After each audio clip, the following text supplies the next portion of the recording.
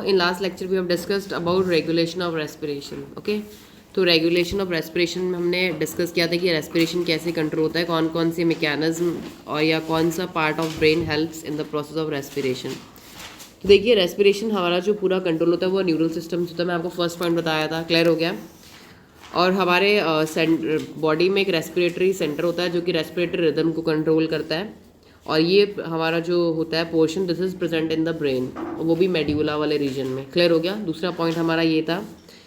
Third point हमारा ये था कि हमारा जो रेस्पिरेशन होता है it is also controlled by pneumotaxic centre. Pneumotaxic centre ये हमारा प्रेजेंट होता है पोन्स रीजन में. हिंड ब्रेन के 3 पार्ट्स होते हैं, medulla, pons and cerebellum. Clear हो गया. मेड्यूला में पढ़ लिया हमने respiratory rhythm centre. Pneumotaxic centre हमारा जो होता है ये होता है पोन्स रीजन में, जो क्या करता है, it can reduce the duration of inspiration and thereby alter the respiratory rhythm. ये हमारी इंस्पिरेशन की प्रोसेस को रिड्यूस कर सकता है. क्लियर हो गया. ये न्यूमोटैक्सिक रीजन था हमारा. थर्ड जो रीजन हमारा आता है वो होता है कीमोसेंसिटिव एरिया. तो कीमोसेंसिटिव एरिया हमारा क्या था, it was located adjacent to the rhythmic centre in the medulla. ये रिदमिक सेंटर के पास होता है, एडजेसेंट. क्लियर हो गया. रिदमिक सेंटर के पास होता है ये रीजन. और ये क्या कर सकता है, इट कैन सेंस, मतलब ये फील कर सकता है CO2 और H कॉन्सेंट्रेशन के आयंस के जो चेंजेस हैं वहाँ पे, उन चेंजेस को ये सेंस कर सकता है. और ये सिग्नल्स भेज सकता है रेस्पिरेटरी रिदम सेंटर को, उनके चेंजेस को महसूस करके. ये काम था हमारा कीमो सेंसिटिव. नाम में ये ना कीमो सेंसिटिव, तो मतलब कीमो सेंसिटिव है, ये केमिकल्स H आयंस जो हैं उनको फील कर रहा है, उनकी जो कमी है उनको फील कर रहा है और बता रहा है रेस्पिरेटरी रिदम सेंटर को. ओके. लास्ट हमारा जो इसमें हमारा जो पॉइंट था वो था रिसेप्टर्स का. ओके. तो रिसेप्टर्स का यहाँ पे लिखा भी हुआ है लास्ट थर्ड लाइन में. तो रिसेप्टर्स का यहाँ पे क्या काम था, receptors associated with aortic arch and carotid artery can also sense the changes in CO2 and H ion. जो रिसेप्टर्स मतलब cells which can feel or recept information. Receptors are the cells which can recept information, which can feel information. Clear हो गया. ये cells क्या कर रहे थे, ये ऑप्टिक आर्क और कैरोटिड आर्टरीज जो हमारी होती है उनसे ये सेंस, वहाँ पे ये सेंस कर रहे थे changes in CO2 concentration and H ions. Carbon dioxide और H आयंस की कॉन्सेंट्रेशन को ये सेंस कर रहे थे, फील कर रहे थे. और सिमिलरली ये भी सिग्नल सेंड कर रहे थे रिदमेटिक सेंटर में, ताकि हम रिमेडियल एक्शन को ही ले सकें तुरंत. क्लियर हो गया. तो मतलब कि रेस्पिरेशन की प्रोसेस को कंट्रोल करने के लिए हमारी बॉडी में इतने सारे सेंटर्स हैं. क्लियर हो गया.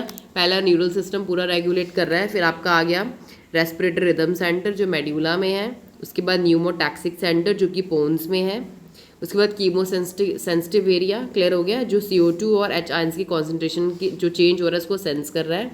फाइनली हमारे रिसेप्टर्स आ जाते हैं. क्लियर हो गया. तो ये आंसर सबको रट जाना चाहिए. It is very important for even competitive exam. अब लास्ट टॉपिक हमारा जो बच रहा था वो था डिसऑर्डर्स ऑफ रेस्पिरेटरी सिस्टम, कि रेस्पिरेटरी सांस की बीमारी से रिलेटेड क्या क्या डिसऑर्डर्स किसी की बॉडी में हो सकते हैं. तो बेसिकली यहाँ पे 3 डिसऑर्डर्स दिए हैं हमें. क्लियर हो गया. तो देखिए पहला हमारा डिसऑर्डर है अस्थमा. क्लियर हो गया. तो अस्थमा देखिए क्या होता है, अस्थमा हमारा होता है difficulty in breathing causing wheezing. Very important. Difficulty in breathing, सांस लेने में प्रॉब्लम जिसकी वजह से कॉजिंग वीजिंग. वीजिंग मतलब होता है जब आप सांस लेते हैं जो आवाज़ आती है ना सांस लेने में, किसी किसी बच्चों की बहुत तेज़ आवाज़ आती है तो उसे बोलते हैं वीजिंग.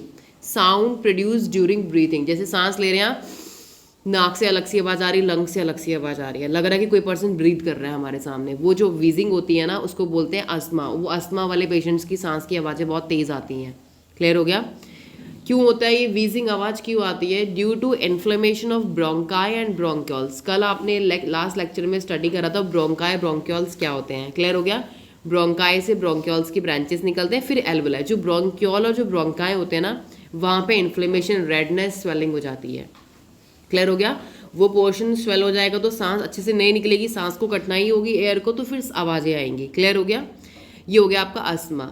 सेकेंड आपका जो डिसऑर्डर आता है रेस्पिरेटरी सिस्टम से रिलेटेड वो होता है एम्फीजीमा. क्लियर हो गया. एम्फीजीमा में देखिए क्या होता है, ये बहुत ही क्रॉनिक मतलब खतरनाक डिसऑर्डर है, इन विच जिसमें क्या होता है एल्व्यूलर वॉल्स आर डैमेज. इसमें एल्व्यूलाई की वॉल्स जो होती हैं वो डैमेज हो जाती हैं, due to which respiratory surface is decrease, जिसकी वजह से रेस्पिरेटरी सरफेस डिक्रीज हो जाता है.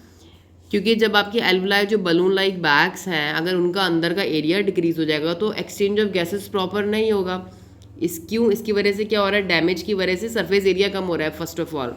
और ये जो मेजर कॉज है इसका वो है सिगरेट स्मोकिंग। जो लोग स्मोकिंग करते हैं ना उनकी एल्वेलाई डैमेज हो जाती है। क्लियर हो गया? तो एम्फीजीमा। नेक्स्ट में आ जाइए, next on your page. Next हमारा आता है ORD। Okay, in short you can write down ORD। ORD मतलब होता है आपका ऑक्यूपेशनल रेस्पिरेटरी डिसऑर्डर। ऑक्यूपेशनल मतलब ये वो डिसऑर्डर जो ऑक्यूपेशन के दौरान किसी को हुआ है। आप देखो ऑक्यूपेशन कौन ऐसा काम कर रहे हैं लोग जिनको ऑक्यूपेशनल डिसऑर्डर्स होते हैं। देखिए, in certain industries especially those involving grinding और stone breaking. Stone breaking industry होती है पत्थर को तोड़ने वाली, पत्थर से वहाँ पे रेत भी बनाते हैं, पत्थर वाली। क्लियर हो गया? So much dust is produce, वहाँ पे इतनी सारी डस्ट निकलती है कि डिफेंस मैकेनिज्म ऑफ बॉडी, जो बॉडी का खुद का बचाने का अपने आप को डिफेंस मैकेनिज्म है, वो भी can not fully cope with the situation. वो इतनी खतरनाक डस्ट होती है कि अपनी बॉडी का जो नेचुरल मैकेनिज्म है बॉडी को बचाना, वो भी उससे कोप नहीं उससे लड़ नहीं पाता, उसको झेल ही नहीं पाता है वो भी, क्योंकि इतनी lot of smoke is there in the industry. Clear हो गया? लॉन्ग एक्सपोजर कैन गिव, अगर ऐसे लोग बहुत लंबे समय तक ऐसे काम कर रहे हैं ऐसे इंडस्ट्रीज़ में, स्टोन ग्राइंडिंग इंडस्ट्रीज़ में, तो लॉन्ग एक्सपोजर से क्या होता है, give rise to inflammation leading to fibrosis, proliferation of fibrous tissue. Lungs के जो फाइब्रस टिश्यू हैं वहाँ पे पॉलीफरेशन हो जाता है, जिसकी वजह से सीरियस लंग डैमेज हो जाता है लोगों का। क्लियर हो गया? तो मतलब उनके लंग्स डैमेज हो जाते हैं अगर वो ऐसी कंटिन्यूस उसके कांटेक्ट में आते रहेंगे उस डस्ट के, स्टोन्स के, जो ग्रिंडिंग का जो पूरा चल रहा है प्रोसीजर वहाँ पे।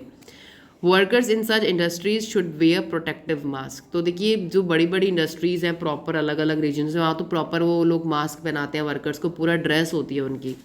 कुछ ऐसी भी इंडस्ट्रीज जहाँ पे वर्कर्स को इवन मास्क भी नहीं पहनाया जा रहा, क्योंकि वो खुद भी इलिटरेट हैं और जो गाइड कर रहे हैं वो भी प्रॉपर गाइड नहीं कर रहा, तो वो लोग ऐसे ही काम कर रहे हैं। और कितने लोग अपनी जान हर साल ऐसे गवा देते हैं सिर्फ ऑक्यूपेशनल डिसऑर्डर्स की वजह से।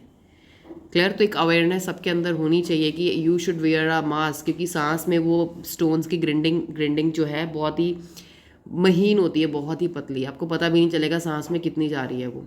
क्लियर हो गया? तो बेसिकली हमारे 3 रेस्पिरेटरी डिसऑर्डर्स हो गए, सभी बच्चों को ये याद हो जाने चाहिए, एग्जाम्स के लिए बहुत इंपॉर्टेंट है। अस्थमा, एम्फीजीमा। एम्फीजीमा में स्पेशली हमारा एल्वेलाई की वॉल्स में सरफेस एरिया कम हो जाता है। अस्थमा आपको पता है डिफिकल्टी इन ब्रीदिंग, इन्फ्लेमेशन हो रहा है, bronchi and bronchiole. Asthma bronchi bronchioles तक है, एम्फीजीमा आ गया एल्वेलाई तक। क्लियर हो गया? और देखिए ऑक्यूपेशनल कंप्लीटली लंग डैमेज ही कर दे रहा है, फाइब्रोसिस कर दे रहा है। क्लियर हो गया? फाइब्रोसिस सबसे खतरनाक बीमारी होती है लंग्स की। ओके, तो your chapter is finally completed. So in next section will begin the next chapter, that is circulation. तो हम उसमें हार्ट और सब पूरा circulation, blood and all these things will read.